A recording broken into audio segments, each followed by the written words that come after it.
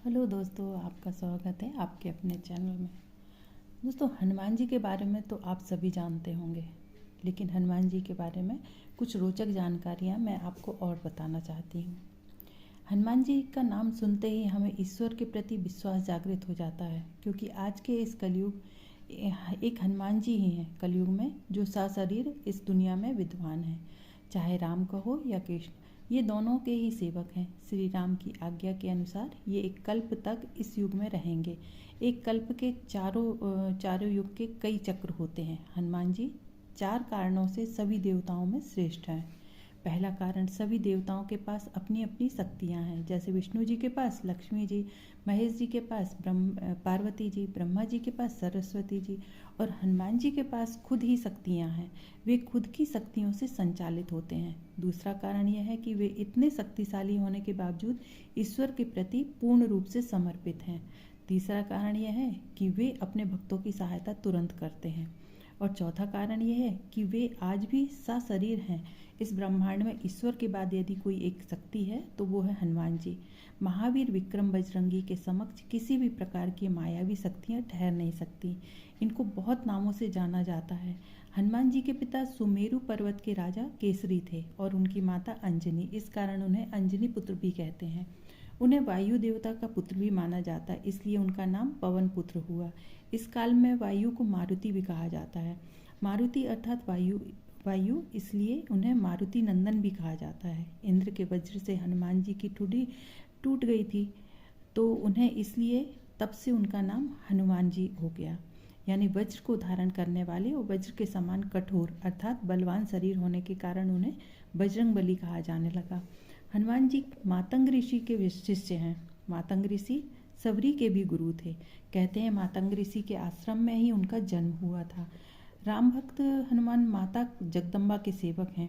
हनुमान जी जगत जननी जगदम्बा के आगे आगे चलते हैं और भैरव बाबा जी पीछे पीछे चलते हैं माता रानी के। माता के देश भर में जितने भी मंदिर हैं वहाँ उनके आसपास हनुमान जी और भैरव बाबा का मंदिर आपको जरूर मिलेगा। हनुमान जी की खड़ी मुद्रा में और भैरव बाबा का कटा सिर होता है। भगवान श्री राम और माता दुर्गा की कृपा चाहने के लिए हनुमान जी की भक्ति जरूर करनी होती है। हनुमान जी की शरण में जाने से सभी सुख सुविधाएं प्राप्त होती हैं। इसके साथ ही जब हनुमान जी हमारे रक्षक हैं तो हमें किसी अन्य बाबा, साधु, पीर, फकीर, ज्योतिष आदि की बातों में भटकने की जरूरत नहीं है। धर्म की स्थापना और रक्षा का कार्य 4 देवों के हाथों में है, दुर्गा, भैरव, हनुमान जी और कृष्ण ब्रह्मास्त्र हैं। हनुमान जी पर वे असर, हनुमान जी के पास कई वरदानी शक्तियाँ थीं, लेकिन फिर भी वे बगैर वरदानी शक्तियों के भी शक्तिशाली थे। ब्रह्मदेव ने हनुमान जी को 3 वरदान दिए थे, जिनमें उन पर ब्रह्मास्त्र बेअसर होना भी शामिल था, जो अशोक वाटिका में काम आया। एक भी बात सामने आई है कि हनुमान जी को मृत्यु दंड मिला था। एक ऐसी किंवदंती है कि भगवान राम जब राज सिंहासन पर विराजमान थे, तब नारद जी ने हनुमान जी से विश्वामित्र छोड़कर सभी साधुओं से मिलने को कहा और हनुमान जी ने ऐसा ही किया। तब नारद मुनि विश्वामित्र के पास गए, क्योंकि नारद मुनि का तो काम ही था इधर उधर करने का। तो उधर जाकर उन्होंने विश्वामित्र के पास जाकर उन्हें भड़काया। इसके बाद विश्वामित्र बहुत गुस्से में हो गए और उन्होंने इसे अपना अपमान समझा और भड़कते हुए श्री राम जी के पास गए और उन्होंने हनुमान जी को मृत्यु दंड देने की सजा के लिए कहा। श्री राम अपने गुरु की विश्वामित्र की बात कभी नहीं टालते थे। उन्होंने बहुत दुखी होकर हनुमान जी पर बाण चलाए, लेकिन हनुमान जी राम का नाम जपते रहे और उनको कुछ भी नहीं हुआ।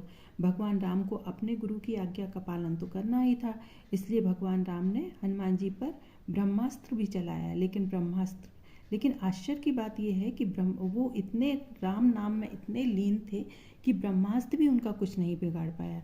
जब यह सब देखकर नारद मुनि ने देखा कि अरे ये तो कुछ भी नहीं हो रहा है, तो वो तुरंत विश्वामित्र के पास गए और अपनी भूल के लिए माफ़ी मांगी और अपनी गलती स्वीकार की। हनुमान जी भगवान शिव के सभी अवतारों में से सबसे बलवान और बुद्धिमान माने जाते हैं। रामायण के अनुसार वे श्री राम जी के अत्यधिक प्रिय हैं। शक्ति, ज्ञान, भक्ति एवं विजय, भगवान बुराई के विध्वंसक, भक्तों के रक्षक हैं। हनुमान जी का मंत्र ओम हम हनुमते नमः। हनुमान जी के पास ऐसी चमत्कारिक शक्तियाँ हैं कि वे अपना रूप मच्छर से छोटा और पहाड़ से बड़ा रूप धारण कर सकते हैं। हनुमान जी के पसीने का रहस्य बहुत ही आश्चर्यजनक है। उनके पसीने से उनका एक पुत्र हुआ था। दरअसल हनुमान जी पूरी लंका को भस्म कर समुद्र में अपनी पूंछ की आग बुझाने और अपने शरीर की ताप को कम करने के लिए विश्राम कर रहे थे। तब उनके शरीर से टपका पसीना एक मादा मगरमच्छ ने निगल लिया।